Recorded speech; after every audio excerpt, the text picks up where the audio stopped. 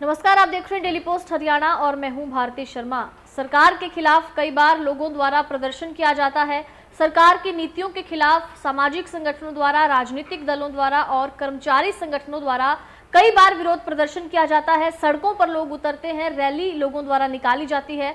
मगर रोहतक में कुछ इस तरह का प्रदर्शन सरकार के खिलाफ हुआ जिस पर सबकी नजरें टिकी रही और इस प्रदर्शन ने सबका ध्यान अपनी ओर आकर्षित किया। हम बात कर रहे हैं कैसे प्रदर्शन की जो रोहतक में किया गया।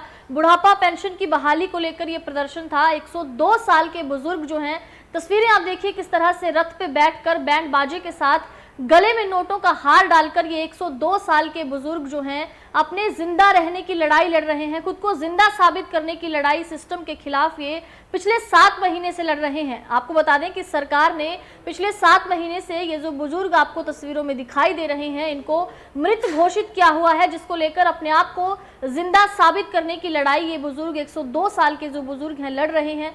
सभी कार्यालयों में, सभी दफ्तरों में ये धक्के खा रहे हैं। आपको बता दें कि जिस भी दफ्तर में, जिस भी कार्यालय में जाते हैं वहां से इन्हें ये कहकर निकाल दिया जाता है कि सरकारी कागजों में तो आप मृत पाए गए हैं। तो आपको बता दें कि खुद को जिंदा रखने की लड़ाई लड़ने के लिए इस बुजुर्ग ने ऐसा शानदार अनोखा तरीका प्रदर्शन का निकाला जिसने सबका ध्यान अपनी ओर आकर्षित किया। बता दें कि 102 साल के ये बुजुर्ग एक रथ पर बैठकर गले में नोटों की माला डालकर बैंड बाजे के साथ इन्होंने एक रैली निकाली, प्रदर्शन किया और सरकार के खिलाफ इन्होंने विरोध जताया। तो अपने आप को जिंदा रखने की लड़ाई और जद्दोजहद में ये प्रदर्शन उनकी ओर से किया गया है जिसने सरकार के साथ साथ लोगों का ध्यान भी अपनी ओर खींचा है। तो वहीं इस पूरे मामले को लेकर पेंशन अधिकारियों का क्या कुछ कहना है। देखो, इनकी ना फैमिली आईडी मैंने देखी है, जो पहली फैमिली आईडी है।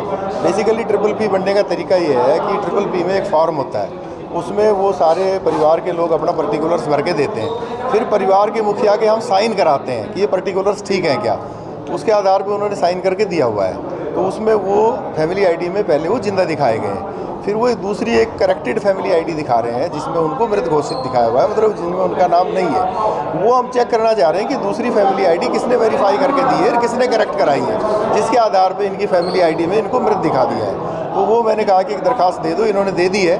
तो वो हम जो प्रोसीजर है, ऑनलाइन प्रोसीजर है, उसके तहत उसकी वेरिफिकेशन करा के भिजवा देंगे।